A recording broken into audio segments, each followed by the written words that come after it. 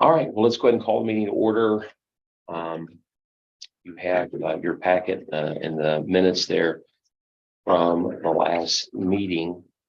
Is there a motion to approve the minutes? I'll make a motion to approve the minutes as written. A second? Second. All in favor, say aye. Aye. All opposed, like sign. That motion will carry. Really, we're continuing to look at the comprehensive plan, and I hope that you've been able to take some time to really go over that. I've been diving through it, and I have those files from the law clinic in publisher files. Do we have? Is there? All right. So I tried to get. I'm a Mac user, and I can't get publisher on my Mac without spending money that I'm willing to. So I got a pretty cheap license for a PC, but I didn't realize that it was for a PC until I'd already paid and downloaded it. So I guess I can do that on Holly's computer or something like that, just to be open. How much is a Mac publisher license? Oh, I don't know that. I think it was like $60 or something like that. Why don't we purchase it as a city? Well, License, and you're done with it. You can turn the license over to us.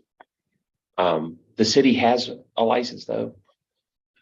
I don't know if I have it for Mac, but if that's what a Mac license costs. No, I'm just saying the city has publisher. If you're working on it. I guess it depends on, and one thing that I want to discuss tonight is, I think we're at a point where we need to start going through the existing plan and updating information. And since we have all of that on publisher, that's whoever is going to be tasked to do that.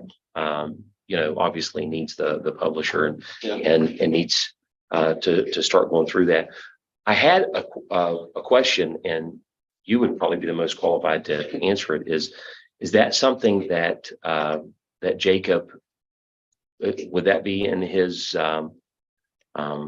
window As far as updating? Yeah. Or He might. I can speak to him about it. It's not technically, I don't think, really in his wheelhouse or job Right. description, but I can ask him if he's interested in doing something like that. it's a lot of, it really is a lot of legwork in the sense of sitting in front of a computer and all of that. But and I don't know if there is any city staff that has that kind of time and availability.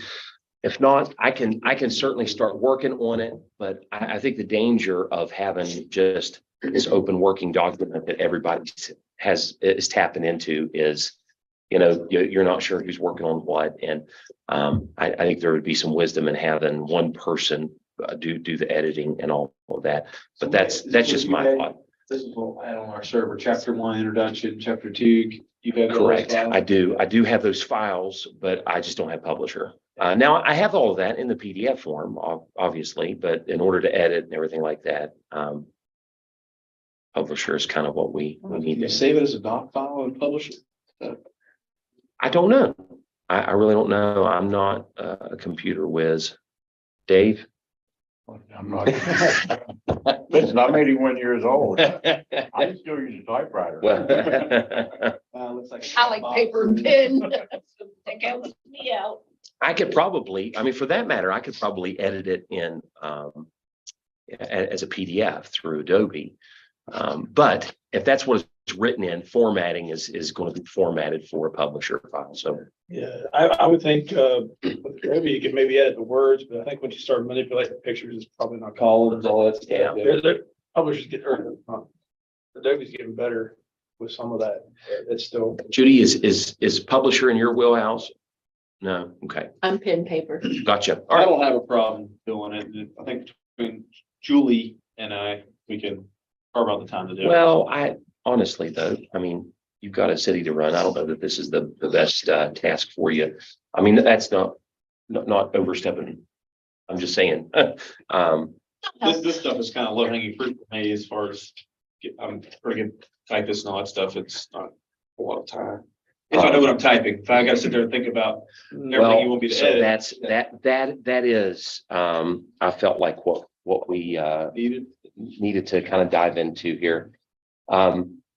the introduction, as I'm reading, I mean, there's the purpose that needs to change or be updated into this process because it kind of gives the story on how the comprehensive plan came into play and all that took place there. And then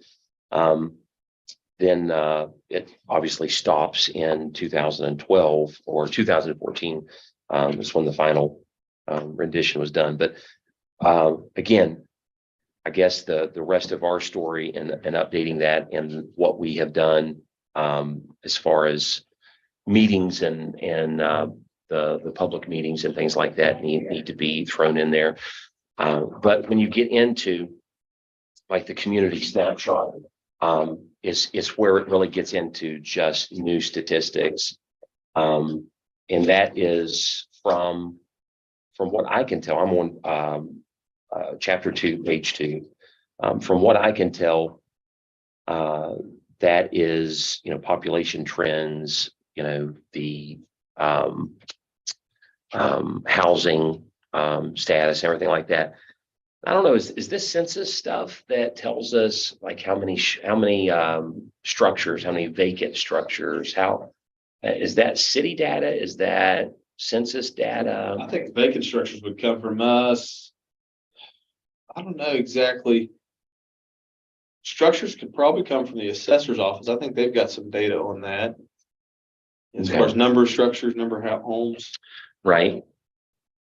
Vacant structures come from us. Code inspector, whoever at that Well, point in time. we didn't have Woody, well, Reed was kind of like the code inspector, but most of that was done by our group of us. There was like 6 of us Okay. that walked the streets. Are you talking about like the bad buildings Yeah, bad committee buildings. and We walked the streets and if they didn't have of course, there's 2 things we checked. If they didn't have a power outlet or the gas was shut off, then we determined that the house had to be vacant, other than someone just moving in. So at that time, we come up with 120 some homes. that were under the vacant structure. Yeah, And obviously some of those have been torn down. yeah, yes, some of them. Yeah. So on the population, it looks according to the 2020 census. So from 80 to 90, you had a 20% population loss, 90 to 2000, 14%, 2000 to 2010, 5%. It looks like from 2010 to 2020, it was another 4% loss. And I don't know, I don't know how to update those numbers necessarily to 2024. Unless you just go off that same trajectory. Well, wouldn't we just do from 2010 to 2020 and that was the latest census data, right? I think on here it says that the U.S. Census had predicted minimal population loss in 2012, less than 1%. Therefore, the so they just took it off what the census estimated the population to be and went with that. Yeah. So the page 2 there is really just plugging in some numbers, and obviously again I think we're in the part of the process where we're going to have to get our feet dirty and start digging into the document and start editing. That being said, there's going to have to be some outside work that needs to be done on that. And It may be worth it for us to just like copy out the portions. just to highlight what needs to be edited. Well, and like, you've got all this language here, right? We can copy that out, put that in a Word document. Thank If you. anybody wanted to write that up separately, they would have that. And then like, you're talking about us getting our feet dirty. Do we just say, hey, so-and-so, you're gonna work on this housing section and bring it back to us to pound at some Right. point in time, Okay, that's a thought. Oh, there it is. Uh, on page 3 there, just the housing units that exist. Again, I'm asking, is that something that the city has that information? How many housing units? I'm not sure where that number came from, honestly. I think Blake said there, we can figure out how many vacancies we have, we have that number, but as far as the number of units. The only thing you get that off by is assessor's office, generally. The assessor's office. Yeah. You said that, Dave. I didn't write it down. Yeah. Thank you. And what's the definition of a housing unit? Is a housing unit just a house, or is that a house plus a rental house? I mean, That's fine there somewhere. I think a housing unit is both, right? Now, we may be able to get that, like from our municipal fee per process, we know how many types of $100 fees, which are residential, yeah, owner occupied. We know how many $150 fees we have, which are the rental, and those are based on, and there's a unit per unit cost. We have all that figured out. Susie's giving me those. so that would be up to date information. Yeah, Yeah. about as good as it's gonna get, I think. So does that number even sound right? The 2,135?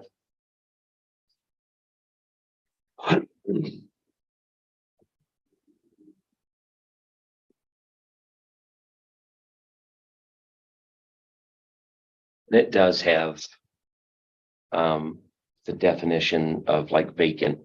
No one lives in the unit and the owner is making repairs. Owner does not want to rent or sell. Fees.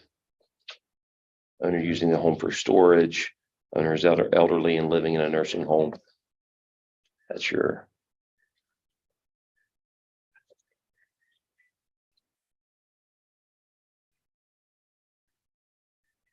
See, yeah, that's according to the Census Bureau as well. Don't bother. I had it out here. There was a number. Let me just jump into this here.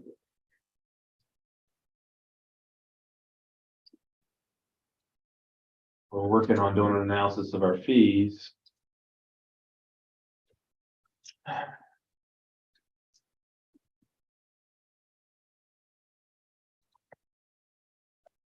Right now, we have, these are the classes that we have. So we have 1,083 that are paying $100. Have 808 non-residents, which I think are the rental ones. So that's close to 1,900. And I don't know, the commercial, there's probably some housing units in there. I don't know how she does that. I think it's like commercial space she charges per the space, and then if they have apartments on top of it, she charges those as. Like, what would Chris Manor be considered as? I don't. Right, that is true, because that could make up for the 200 other units. Well, that's 72 or 74 units there. And I'm not even sure if they don't pay property taxes, they pay a payment in lieu of taxes, a pilot fee. And so I'm not even sure if they even pay municipal fees because of that, how that works. We had that discussion at one point, but we could drag Susie in here. She's got 37 days before she retires, but we could drag her in here at some Not point. that she's counting. Yeah, well, we better do that soon, because that's Then whoever takes over would try to have that data. Right. She could. but that's a wealth of information that's on her, just on her fingertips that somebody else might have to. What is the law on? Is there a ruling or a law on what is to be charged, like Chris Manor? There should be something, There was an agreement, and you're right, Nate, or about she the wouldn't know. pilot. No, you'd have to know how to charge. Yeah, and Susie's got that worked out. I just don't know it off the top of my head, thinking about it, because I don't deal with it every day. Is that the only property that would be under that? It's the only one that I'm aware of with a pilot scheme, pilot PI, payment in lieu of taxes. Okay, all right. I remember. Well, that's helpful to know then. And that going back to the housing, it doesn't even talk about that in the housing section, does it?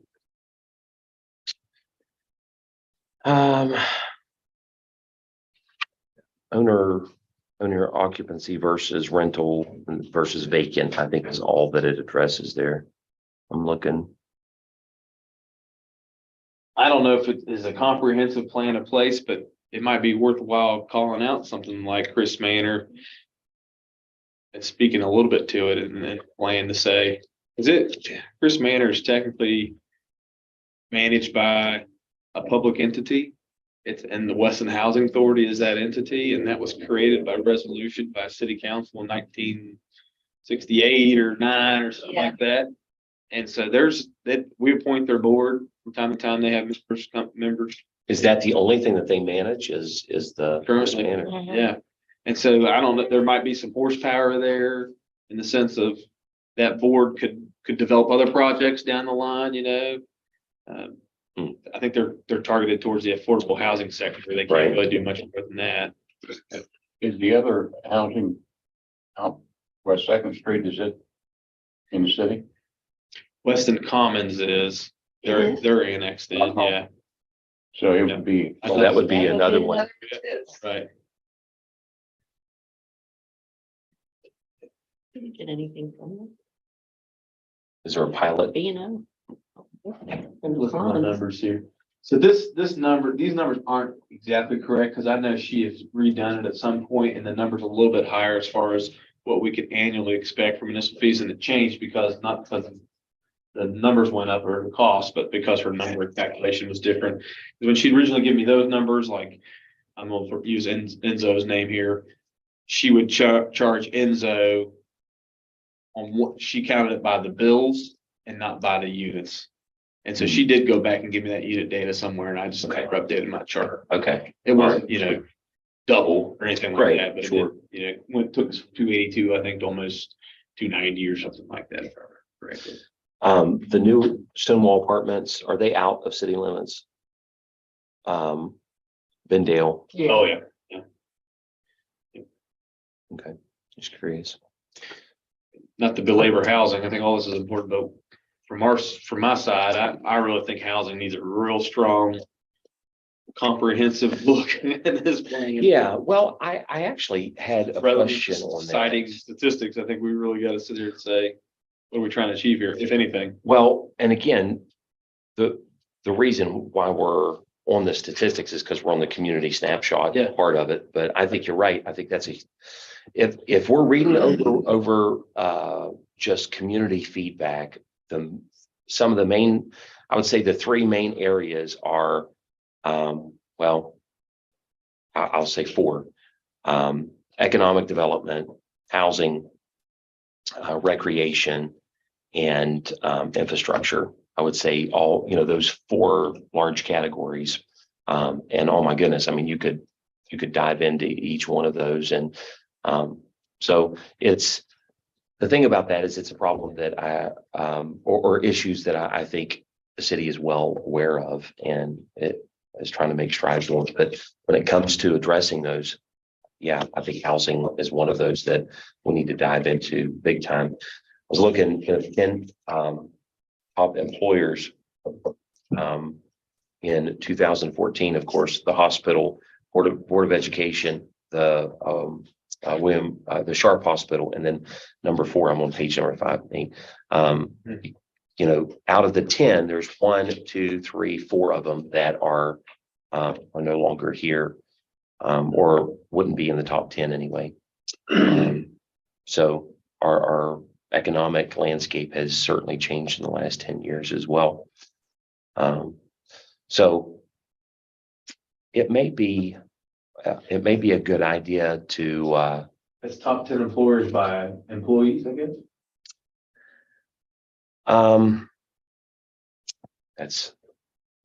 That's a good question. Pay setters, do they have that many employees? They did. They're huge. That's a pretty big facility. Was it? Mhm. Yes, the hospital is filthy rich. I think that was all put together by how many employees they were. Right. And so it's kind of, I think you're right, Dave. Not how much they paid. Right. Paid. Ray could get us that updated information. Yeah. And Ray, as one of the stakeholders, he's ready to meet with us anytime. So maybe that would be something that we could ask him to bring to the table when he does come, is some of that economic statistics. I had this marked. Let's see here.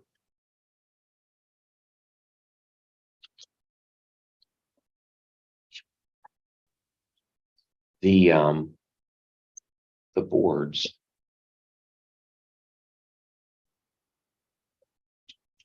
See, I'm sorry. The Weston Economic Development Authority Doesn't exist. Okay. All right. I was curious about that because I've not heard of it anyway in recent times. But that's something that was, well, there, I'm on page 6. That's something that was really meant to focus on the things that everyone is worried about, is housing and economic development. And well, this one was on annexation as well, which is something that again needs to be addressed. So just a question that I had was, what would a board like that look like? And I know we're board poor when it comes to people being able to serve on things like that. But do you know anything about what that was, what that looked like? In 2012, was the EDA even still in existence? I thought they were done by then. I think they were still around in Okay. some fashion. From a city perspective, what do you think? We go to executive session with our lawyer to talk about what happened. Well, I'm not asking for history. I'm just saying, from a city perspective, do you feel like that's historic landmarks is something that's important to our city, and so we have a board that represents that, that works toward that. Is that something that would even be profitable, or does that fall under planning commission? Well, the new buzzword is land reuse agencies, and that's really the direction that we feel that we want to go. Okay. And we had a representative from the West Virginia Land Reuse Agency, I think. She came to the last council meeting to talk to council members about what that might look like. Our city attorney has drafted an ordinance, and we're still reviewing that in order to make a final decision on establishing one. So is that a board in a sense that would be comprised of citizens, or is that A mix. a mix? Yeah. And probably heavier towards city staff, honestly. Right. State code mandates that one, and I want to use the phrase citizen in a broad, one citizen on the board, however many, your board can be 5, 7, 9, 11 people, but one of them has to have some kind of citizenry in the city and be a member of some kind of civic organization. Otherwise, you can put whoever you want to. What is the timeline, do you feel, on something like that being established? We had hoped yesterday, but So that's where council's had some questions. We haven't enacted it. my motive for asking is, it seems like that would be a huge part of the comprehensive plan as far as it going forward is that entity taking the comprehensive plan and moving forward with it. And am I looking at that right? I mean, so if it's something that's happening fairly soon, then I would think that they would want to be involved in the process of the action plans when it comes down to actually developing here's the 10-year goal and here's the action plans to get there.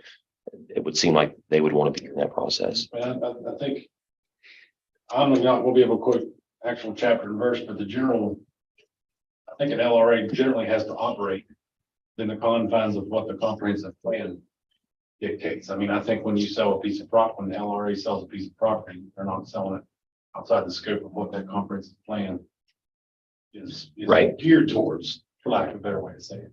So I don't know.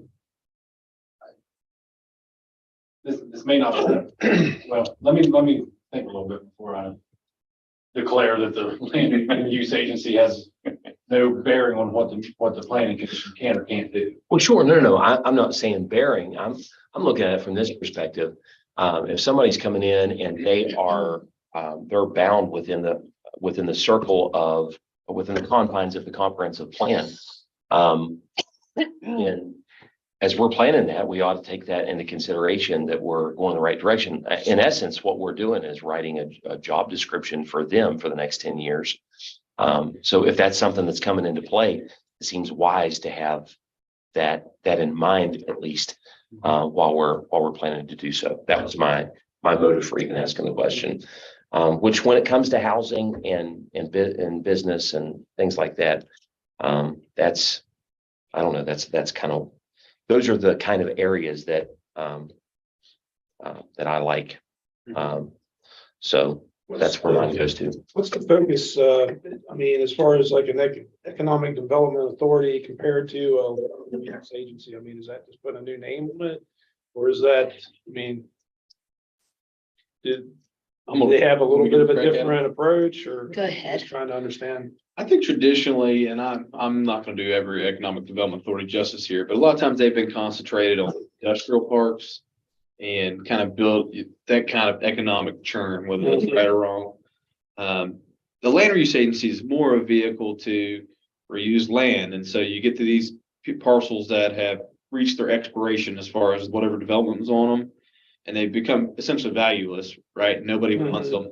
The land use agency acts as a vehicle to be able to take those properties on, and then the city can essentially fund the land reuse agency to tear them down, redevelop them, whatever like that, and then spin those off into some kind of, Instead of having Good use. places that are staying dilapidated and then going and building a industrial park Right. somewhere else. and as a city, when we have a piece of property, we can't dispose of it unless we have a public auction. So we really can't control what happens to that parcel if we want it to change hands. You mean the city can't sell We can sell it, but it has to be a public auction. okay. Yeah. And so at that point, anytime Dick and Harry can walk in with the highest bid and win the property. That's amazing that the city of Weston doesn't really actually, unless it changed here in the last few years, does not know the property they own.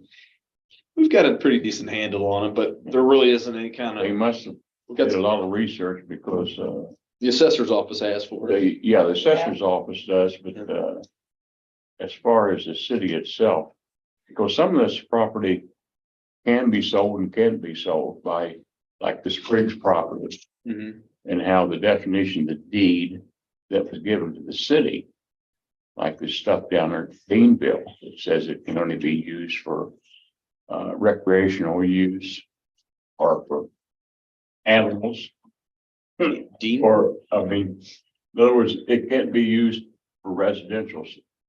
Okay. It could only be used, you could plant trees in it and all this, and it could be used for picnic areas or something for children to play. Yeah.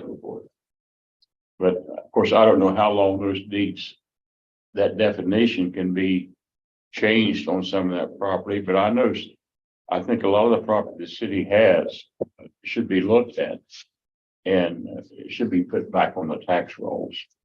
So look at the stuff there behind, right behind, CVS Mhm. that the city owns. Mhm. It's sitting there. And it should be looked at, tore down, cleaned up, and put back on the tax rolls. Even if it goes for $1, it goes back on the tax rolls and earns the city money. Yeah. Unless it can be used, unless it's there for a reason like sewage line goes through it or utility goes through it, Right. the city needs to hold. Yeah. And so the same way with the railroads. I cannot understand why the state of West Virginia has, you have the railroads running through Weston, that the railroads still say they have control of them, but they pay no taxes. And if you go back and you look at the deed that was made up that the county court gave those railroads, it states in there that that railroad could hold that right of way as long as they offer transportation to people, moving people from one place to another. That's ceased a long time. Hey. ago, right? Those railroads are going. Right. Just like on Sixth Street. We gonna have the city sewer runs down through there. Sixth Street needs to be widened, especially after the new bridge gets built. And that the city should check into getting that piece of property. Because now everybody going to come to Shady Brook. All night. Oh, yeah. Well, it's good to see you. I'll see y'all. Try and barge in. That's all right. Love you, Judy. You too. Glad I got to see you. But should be, people are going to come from Deanville and Shady Brook, and they're going to come down Sixth Street because they're going to Walmart. They're not going to go all the way uptown and turn down off the way Third Street. to Get on. They're going, Well, that's certainly something that as properties we, need to really be looked at seriously in this town.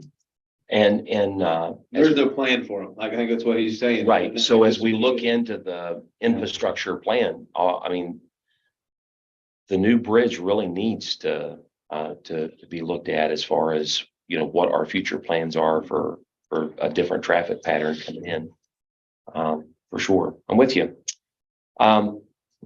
For the sake of just chapter 1, I guess, or chapter 2 was the community snapshot. So chapter 2,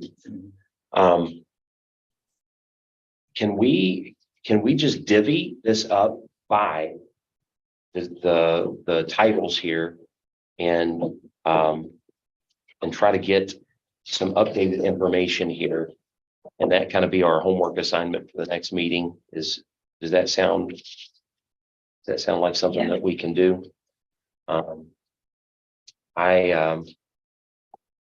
There's the population, the housing, just for my own interest. I mean, I would be glad to take the housing aspect of that, if that's all right.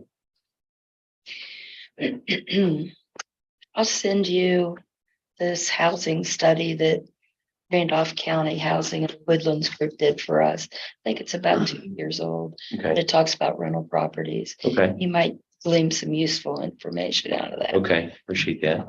Be nice in these when we write this plan to have a little bit of footnotes in there where you say where you got your number from, right?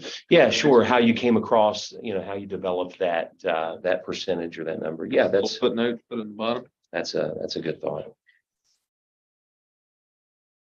Cite your source.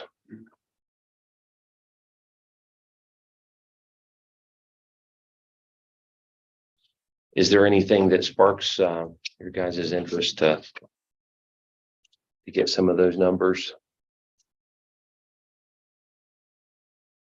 I don't have, are you asking for what we want to work on?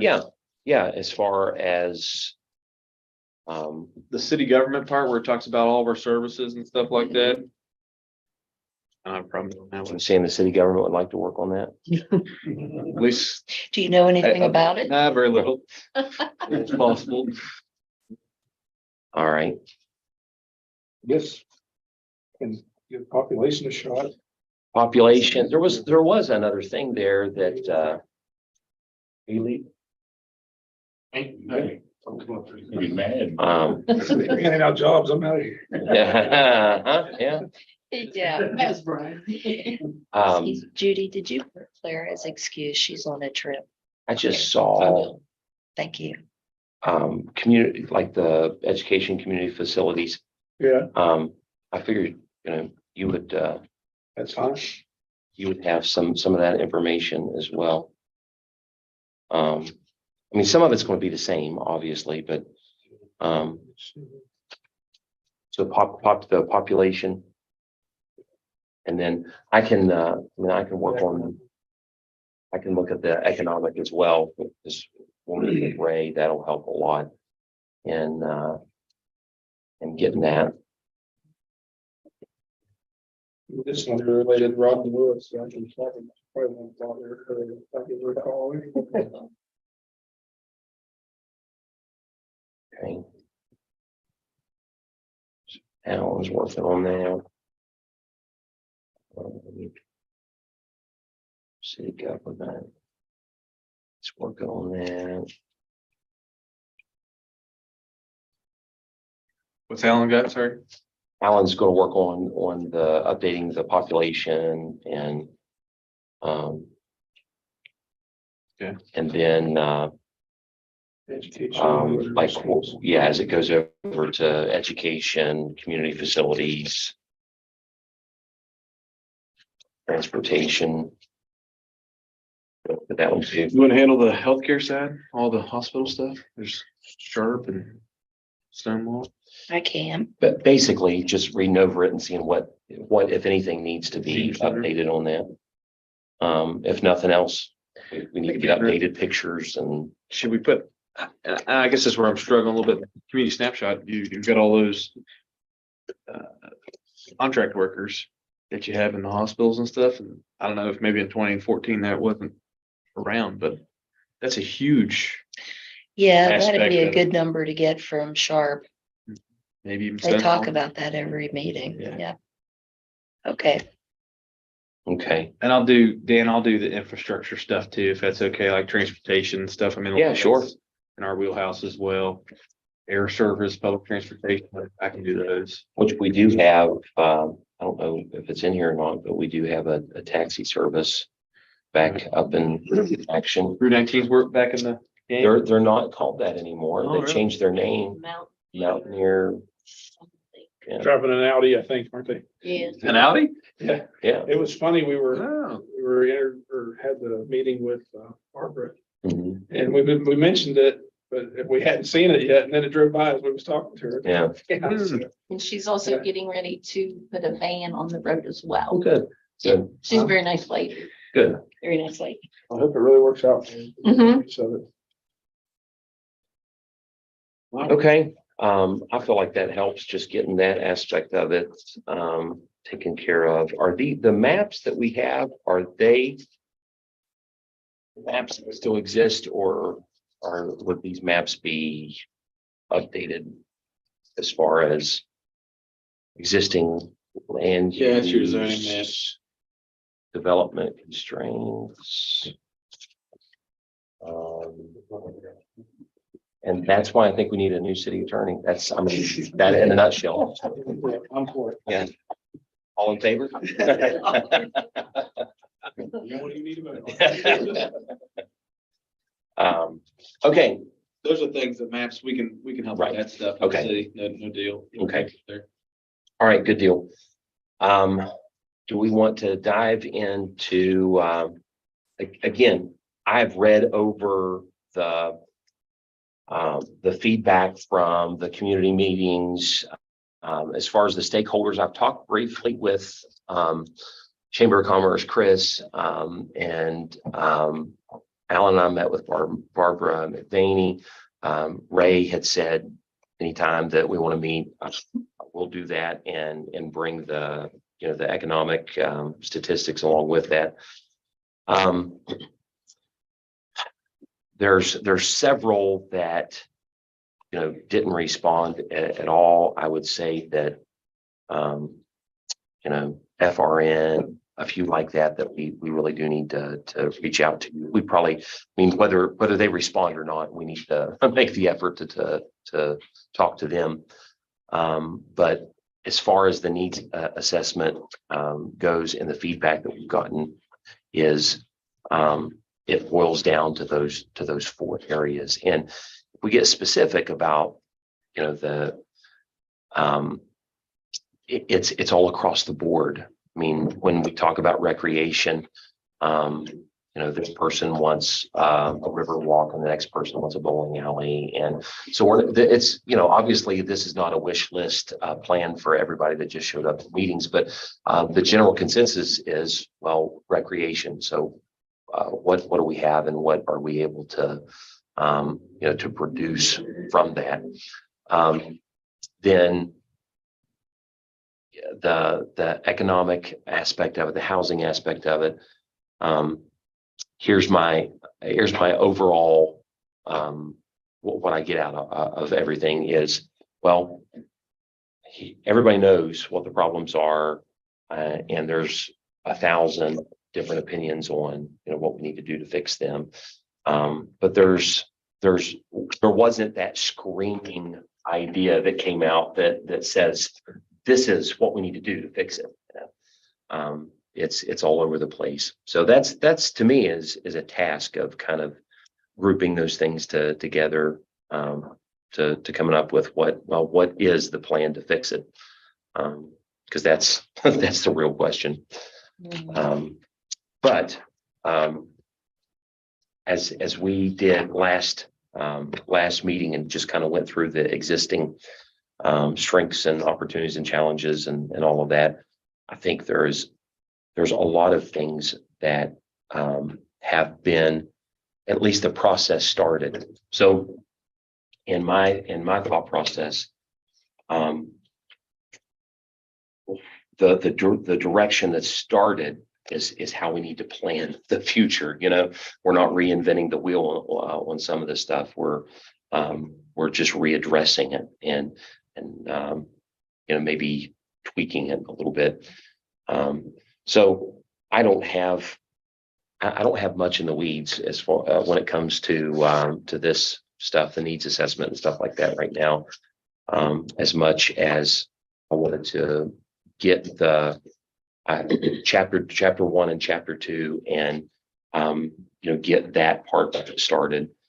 I wanted to, maybe you answered this before. If you did, I'm sorry. I'm asking it again, but one of the things was that kept coming up was walkability. So we talked about, you know, a walkability study that I was under the impression that were happening through blueprints or one of those things there. I forget what it was, but there was a walkability study that was happening. I don't know whatever became of that.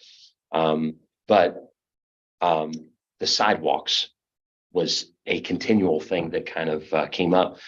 And what did the city do about the facade grants? Is that a thing? Is that happening? Is that still in the works, or? It was being finalized in Historic Landmarks Commission Yeah, and I think it got kicked back to them, didn't it? for some sort of, Clarification. yeah. Okay, all right, so it's still in the works.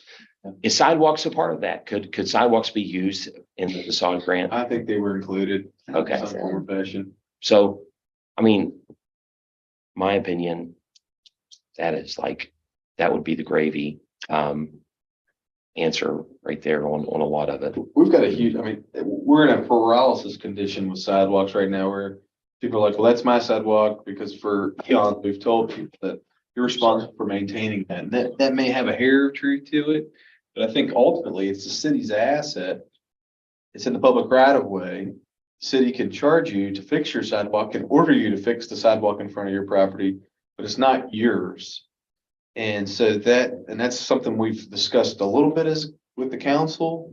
We really haven't even developed a full thought and wrapped our heads around that issue, I don't think. So state statute allows us to charge people. And I think in the olden days, in 1900, when you showed up off the frontier, you built your house in Weston, the city said, okay, make sure you have a sidewalk in front of your house when you build your new house. But that really doesn't speak to the ongoing maintenance outside of, we have the right to say your sidewalk's broke, fix it or else. And if the else shows up, we can go in and fix it for you and send you a bill for that. Is there's a code on that? That's the city code currently. Yeah. And that's authorized through state statute. right? Are you sure of that? I'm pretty confident. Okay. I've never seen that, and I looked for that because of, Yeah. there's a lot of properties that.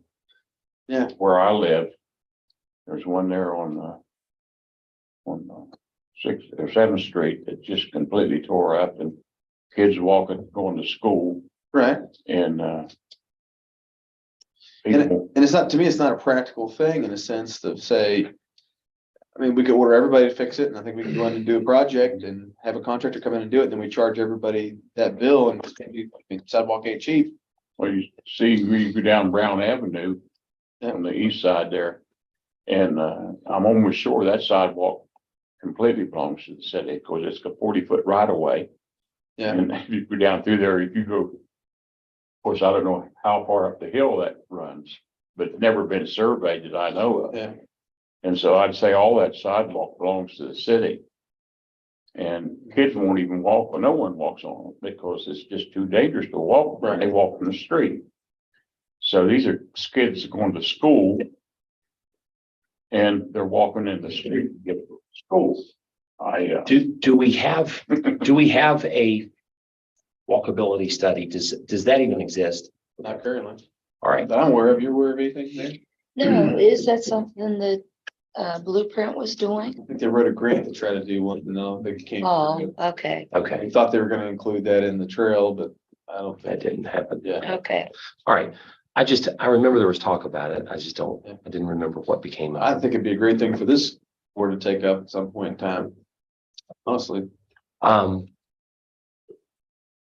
And forgive my ignorance here. Is that something that could be in a levy? I mean, we bought, the swimming pools and everything like that way. Is that something that citywide could be introduced in that way? It's an interesting. we have 0 excess levies in the city currently. And so the city has the same authority everyone else does to create an excess levy that would go before the voters to be voted upon, be accepted or not accepted for city residents. Mhm. So that would change their property tax paradigm. Depending on whether they would accept that excess levy, which would raise their property taxes. Devote that excess funds generated for that specific purpose. Could be done that way. Would it be like, I mean, if you do more temporary levies, I think those have more chance of passing too, right? If we can figure out an idea of what it might, of course, who knows what concrete's gonna cost. Some places, like I think Taylor County, Grafton has like 5 or 6 excess levies on the books. And Yeah, they fund a lot of their different services through excess levies. So they'll say, we have an excess levy for street paving, we have an excess levy for the library, we have an excess levy for this. mm, And so I do like the idea of it in the sense of people, it's a very democratic decision, right? mm, You don't like what your street condition is, we'll vote for higher property taxes and you get an excess levy. And if you set a time frame for it and that excess levy for when it's going to expire. And if you don't like it 4 years from now, whenever that is, then it can drop off and we don't have to vote on it again or whatever. Just like the school levy. Split. Mhm. Correct. and with public education, I think, the alternative is people that need their sidewalks fixed in front of their house, they might end up getting billed for it. Yeah. I mean, It's potentially, we haven't done it because I think it's bad politics right now. Yeah. But I know some cities, I don't know where they had a levy or not, but they went in and would, repair the street or sidewalk and so forth. Charge a property owner, and then the property owner would pay it off on a monthly payment. They set them up so where they could afford to. Yeah. Pay it all. mm, and we can Wouldn't do have to that. come up, Yeah. like And the- $10,000 Right. at one time. yeah, But or the whatever, the facade grant would be, I know that that's probably not what the Historic Landmarks Commission is thinking is, hey, let's restore sidewalks all over Weston, with this. But in my mind, it's one way that can happen. I don't think you should have a grant to have a sidewalk or to have a sidewalk system curb. And that's my personal opinion on it. I don't like the idea of the sidewalk being a facade grant because I'm like, if you're gonna improve, if we're dedicating this to facades, let's improve facades. Mhm. Let's not make this a program that then we're gonna sidewalk and all those stuff, but Yeah, that's the main idea. yeah, Always has been. Yeah. that's my feeling on it. Which curb appeal is curb appeal. I mean, one It could is. argue, and It is. there are people that they do a very good job at keeping up their property, Yeah, but I get it. I think, this is just Nate Stansbury talking here. The city should dedicate some funds to, and figure out some kind of partnership with property owners to say, listen, if you're willing to put in 50% of the cost, we'll put in 50% of the cost. It's not a grant per se, right? That is something to help people out who want to Mhm. make their property better. They can share that cost and hopefully spur on more. And then we're not paying for the entire sidewalk, right? We have Right. more dollars to stretch forward. I've seen that happen in other places. I wonder, and I'm shooting from the hip here, but if we had a period where, okay, we're going to focus on, this particular ward and this year, on this street, we're going door to door and saying, hey, the city we're going to come in here because the contractor is going to be able to do it cheaper if they're doing, the whole street. The city is able to put X amount of dollars down, 50% down on this. This is when it's happening. Here's how you can, get involved. There's a with that. ton of language there, where, like, people can file a petition if we got, and I'm just picking a number here, but 50% of the people decide they want a sidewalk on their street, will come out and this is Vestage language, come out and build a sidewalk and then divvy it up between the frontages of each sidewalk. That language exists right now in state and city code to do those kinds of things. It just hasn't What did you say? Vista? Is that what you said? vestige. Vestige. Yeah, it's just like old language. To me, like the state, when you look at the state Oh, statute for okay. sidewalk, it's old. Nobody's Gotcha. looked at it in a long time. I'm People have forgotten about it. public education, man. You gotta really, Harrison County. yeah, well, that's true. I got a point. Alan from Buchanan, he understood what I was talking about. Huh.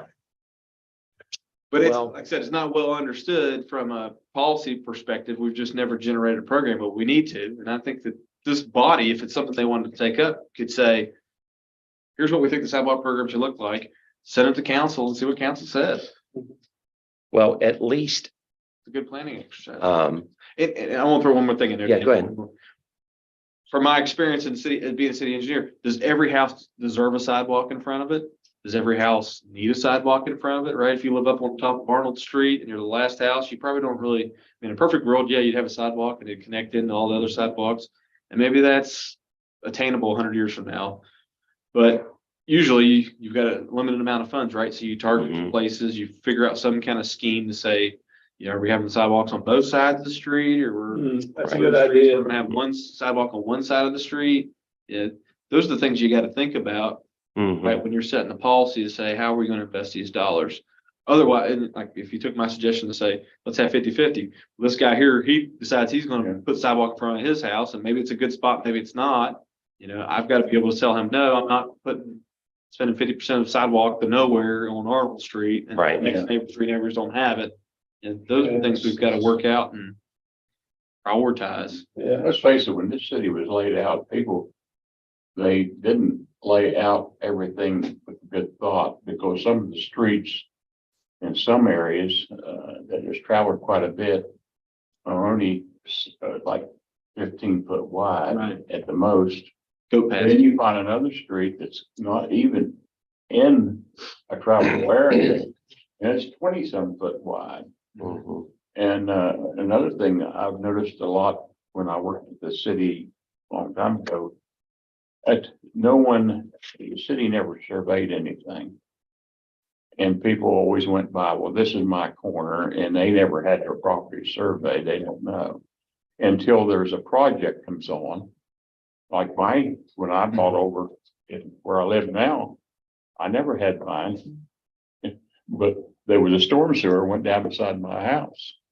And of course, they surveyed my lot off. I know exactly now what I own. The federal government did. It's an issue. Yeah. But there's a lot of people that are like me that I did.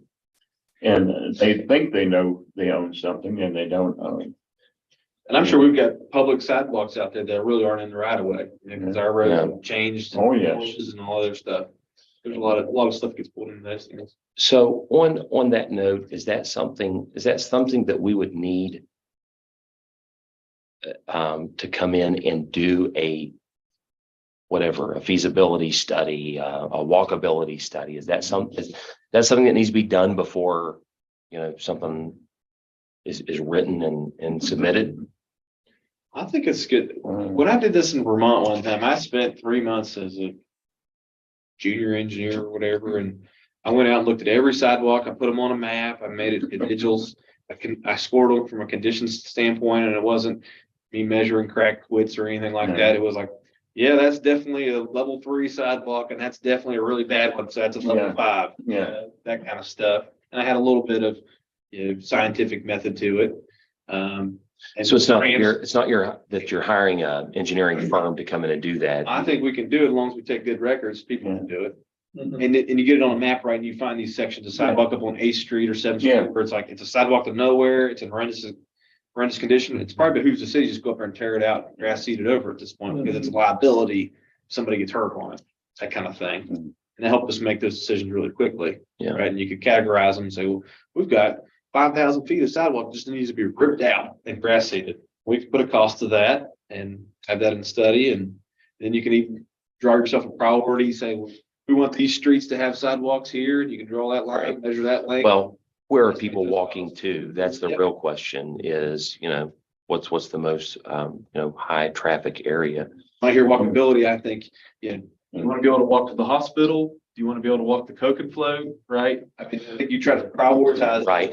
Well, and my mind goes in a different place. My mind goes, is it walkable? Right. Can you walk, you've got where the state come in and did all the wheelchair things and then you go one section and you couldn't get a wheelchair across there, without 4 people to carry them, Yeah, well, most of the city streets don't have a handicap. Right. I just mean in the city limits that the state come in there and did this. So you've got this one little section that Yeah. has the little, handicap nubs. Yeah. That was all one state right away, a state. Right. But they But were still able to pay for city. the ramps, they just did the ramps, and that Yeah. was it. Right. Yeah. Right. Yeah, they, We have regular foot traffic to Walmart. We really do. Yeah. You're absolutely right. You're right. And we've annexed that corridor, is that something we should be worried about as a city? yeah, I've picked up a lot of people. Of course, I know them. They go to McDonald's. Right. The people that work there, and I've taken them from McDonald's back in. And even to Walmart, you'd be surprised at people that work, that live in Weston. Yeah. That walk. Well, I would say there's a good number of people that's coming from the city limits of Weston and they're going out to Hardee's and Wendy's and that little stretch right there. You see people in uniform walking all the time, walking back and forth to work. And that corridor is annexed into the city. Yeah, we go all the way to Peterson Central. See, we have walkers that walk for their health. that walk Just John state Street. right away, all the way to Peterson Central. You know, Oh, it's just a right. they walk John Street and That's they where we're walk walking. Wendy's and Yeah. walk down 33 Mhm. and vice versa. Yeah. We have a lot of walkers because I own property on John Street and there's a lot of people that walk. Sure. And the bad part about walking John Street is getting ran over. That's the truth. Yeah.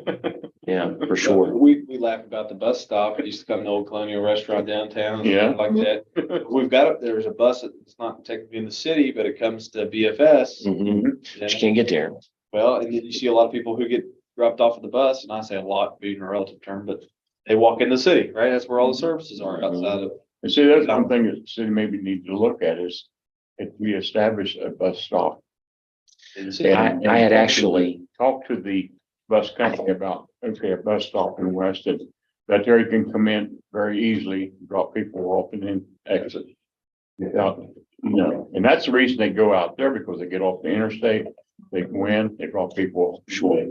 They gas up. I thought about that very thing in this sense that you've got the taxi who is an on-demand service, but a bus that had a schedule, whether it was hospital, Walmart, whatever little run they made, it'd be a benefit, I think, to the community to have something like that. The commission that oversees all the taxi services, you were required to be open 24 hours as a taxi service. I don't know that they are. I know Route 19 was not, but you were required to be open 24/7. Yeah. And that's nothing. I mean, I don't think that we have access to those kind of services.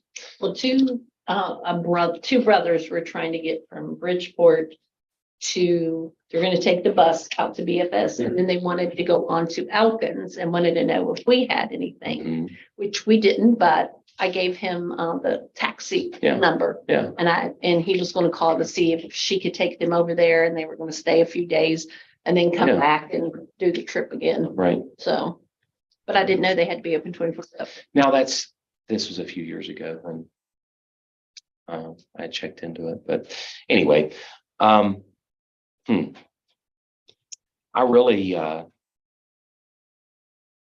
really think the sidewalk thing needs to be part of our plan going forward. Because I mean, I walk around town and it really is, it's an issue. When I think of people coming in, visiting the tourist season that we have in that sector right there, I mean, that would be a really good place to focus as well. So, Yeah, I took a pretty good spill on the bus and on Center Avenue riding on the sidewalk. So, you're not allowed to ride on the sidewalk. oh, you're not? I don't think so. Told myself. Citizens arrest. Yeah, that was years ago. Oh, okay. Yeah, right? That was years ago, right, Yeah, Alan? Anyway. Okay, is there anything else on the comprehensive plan? I'm comfortable with dividing these tasks up and getting that much of it done and then moving on to the next phase. Yeah, Are I we think okay with that's that? good. It's wise to do this overview first, because I think we really put our thinking capsule on. I saw it. Lewis County Senior Center got its own heading. But really, you're talking senior services, right? And maybe Lewis County Senior Center is the only senior service, but I think when you start thinking about it, you're gonna say, well, there's really a couple other things here that probably should get a mention. Mhm. And I think that the more that we can brainstorm in those things, when we're starting thinking about our problems, it'd be nice to have all that kind of pressure in mind about what are our options out there. Yeah, it's a good thought. Anybody else on that? Okay, well, I feel like we're moving. It's a good thing. Public comment? Two additions to the comprehensive plan, if you don't already have them. Yeah. Adoption of a subdivision ordinance.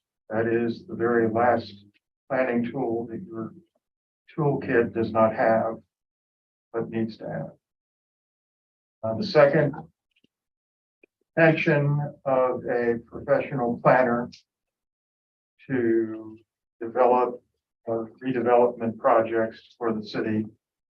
The responsibility would include visiting the project, meeting with developers and investors, setting up the deal, and then overseeing the given project. There's a fair amount of redevelopment that the city does. And a professional planner is necessary. I don't think, I'd like to say all cities, but I think pretty much nearly every city with a planning commission ultimately has to have A city planner. Yeah. It's just essential. Their knowledge, experience, that's all to the good. They really need that professional touch to help us. Okay, good thoughts. Next thing. Last Monday, did that ordinance pass, Brian? Was that adopted? Which ordinance? Regarding the gutting of the zoning ordinance regarding billboards? There was an ordinance that passed. I don't know if gutting it is the right way to say it, but there was a. Well, you were cutting out those amendments. I mean, one way to put it. The council passed an ordinance to deal with billboards in the coffee house issue. The billboards or just the coffee house? So it was. Both. Okay. Well, I'm curious to know the reason for doing that. We're talking principally about, there are these, two large billboards out on 33 East. The ordinance, zoning ordinance as the result of a settlement agreement in a prior lawsuit with one of the billboard people, resulted in an agreement that those two large billboards come 2023 would be downsized. And a good part of the reason that the prior council did that is that those large billboards are in fact something of a con. Because of their large space, they are much more expensive to put messages up there. I mean, the companies that run them, charge a great deal of money, upwards of $1,000 or more dollars. And the concern is that they're also a con because people sometimes get the idea, well, it's so large, it's going to be even more effective in bringing me my customers in. The key to billboards is simply, if you can read the message, it's effective. And the size of the billboard doesn't matter. And it was just thought that that's just something of a ripoff. The people who wanted to put messages on the thing were actually not being well served by it. I mean, they were having to pay more money than they needed in order to, get an effective message out to the public that would further benefit their bids. Are you talking about the billboards that is by the old ice cream barn and? Yeah. Okay. Okay.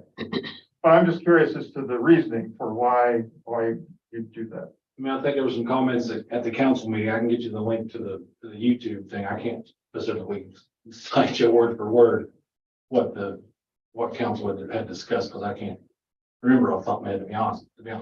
Yeah, okay, well. We won't have to send that to. Well, it seems like, well, the other question I had about that, reference in the zoning ordinance was also made, and I emphasize again, was a reference to a 2018 ordinance that prohibited any more billboards coming into the city. The present number of billboards in the city would be static and it would be added to. Was there any intention of undoing that particular ordinance?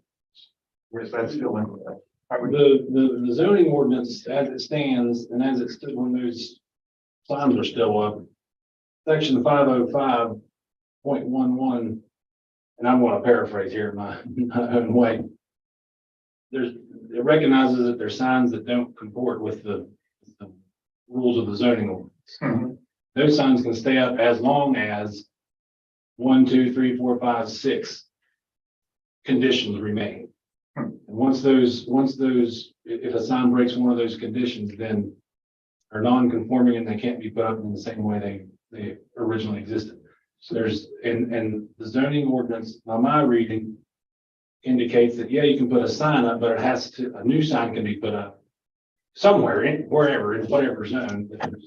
There's size limitations to them, depending on whether you're in general commercial or mixed use or wherever.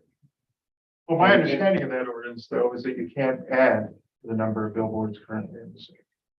So maybe you can dig that up and review that and let me know. I don't know. What do you mean add? What, like? Well, there were 2018, there were a number of billboards in the city.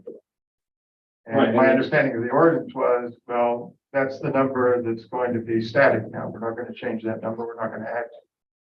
Well, and I don't know if there was anything changed between anything added between 18 and 19. But in 2019, when the zoning ordinance kicked in, it recognizes signs lawfully existing on the effective date of this code that do not conform shall be deemed non-conforming signs and may remain except as qualified below. Well, that would still refer to the signs that were back in 2018. So, I mean, that's the one concern I had. I didn't know if we were in a sprint to add as many more billboards as possible. No, I don't think that was the intent at all. I think the intent was not to have 10,000 more billboards pop up. All right. Or be allowed to pop up. They can come in as long as they conform to the size limitations and whatnot. They're identified in these different zones. We didn't change any of that. That point, whatever was passed in the original zoning ordinance has remained. What council was clearing up was that there was some ambiguity there on some of the settlement agreements and what was passed before, that the existing signs had to come down. And so we just basically grandfathered those in. Am I using the correct language or I anything? think that's what section 505. Right. So that's the action we were clarifying, is that none of those, because the property owners themselves came to us and said, we have this document that says in 2023, these signs have to come down. And we said, no, we don't want to inflict that kind of harm or. Well, the understanding though, not to bring down those large signs, but to replace them with a downside version of the billboards. You'd have billboards there, but the large ones needed to go. That wasn't the opinion of the council. Well, maybe we need to look at that further. I don't know. You come talk to me about that. What's going on with the warehouse? Has it been inspected Inspected by whom? by the city? For? What it contains? At the moment, The warehouse. Sixth Street, there was, Okay. isn't that is the warehouse still operating there or no? As far, the one by Bob Golden's, is that what we're talking about? Yeah. Okay, I assume it is, yeah. I don't think its use has changed, has it? Not that I'm aware of, Okay. but we were talking about, it's an illegal warehouse because it's not authorized to be in a mixed use zone. And the recommendation that I made was, we can fix that. Add a category in mixed use for a small warehouse. But certainly one of the things you'd probably be interested in including is a prohibition of any hazmats being kept in the warehouse. I mean, the warehouse industry is legion with accidents. I think any use that was prior to the zoning ordinance being enacted is allowed. Am I mistaken there? Not that I know of, and I don't think it was being used as a warehouse and all that. That's, I think that's where the proof, I guess, the pudding has to come out and say, somebody has to prove that otherwise, because I'm not aware of it. It's been a warehouse as long as I've been here. It was a gym. Yeah. To win. I don't know. Not very often. Yeah, at one point, At one point it was different. I get that. I think it was the armory at one point, right? Wasn't the National Guard there? Like, we want to get real I was in the particular. Army Reserve area. But I mean, from my interpretation of zoning law is as soon as that law was passed, a snapshot was taken, right, of your uses. And anything prior to that zoning law is grandfathered in, and that use is allowed. And so if that use wasn't prior to 19, I'm not aware of that. I'm just assuming nothing's changed under our watch. That hasn't gone from amusement park to a warehouse or whatever. And no, that's, I don't think it turned into a warehouse until, Feeney sold it. If I'm mistaken, he didn't sell it until. God, no, that goes to my memory, yeah. And I don't think that's been my time here. because it was empty. it was empty for a while, but there was a gymnastics place that met in Yeah. there for a time. My girls used to take gymnastics in Yeah, there. that So, was, they practiced But when- batons and all that right, stuff. but when the sale of the building took place, I don't. I don't, yeah, when Feeney sold it or his Daughter. daughter sold it. Now, I'm gonna go back and say, That's when it that went we've got into- a solid date on when we passed the zoning ordinance, but if you didn't have an active BZA, did you really have a zoning ordinance until you had an active BZA? I question that. Well, it's an interesting Yeah. question, but the reason I ask is because, back around 1970 or so, there was a hazmat incident in that building. Several people were taken to the hospital and were there for a week before they recovered and were able to go back home. The fire department had to evacuate the entire surrounding area for the better part of the day. And just driving people down Ford Center, telling them to shelter where they could. I still think it would be wise for the city to think about inspecting it. You don't want to take the chance that the guy has TNT in there or something even worse. What had happened back at that prior incident, the guy had been approached and said, well, we got these metal canisters that we'd like to put in your warehouse.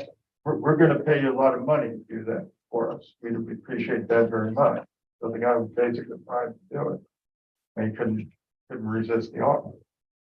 And it ended up that one day the canisters fell down and they got breached and a lot of people got hurt. And I don't think we want to repeat of that, but it's, with a warehouse and when you don't know exactly what's in there, I think it behooves the city to consider trying to find out what's in the building. Just as a precaution, you don't want to put public safety or take for granted that public safety is going to be preserved. Maybe it won't. It's just one of those things. And just something to think about. Yeah. Thank you. All right. The next meeting date that I have is July the 12th. That's Wednesday at 4:30. Is that what everybody else has? As our next public meeting? Yes. I think that we could probably, when you're going through the the chapter 2 documents can just email those. And we can start looking at that through that. I don't know that we need to have another meeting other than just to switch documents and start to proofread all of that. Okay, When's our plan, when's our comprehensive plan due? For lack of a better word?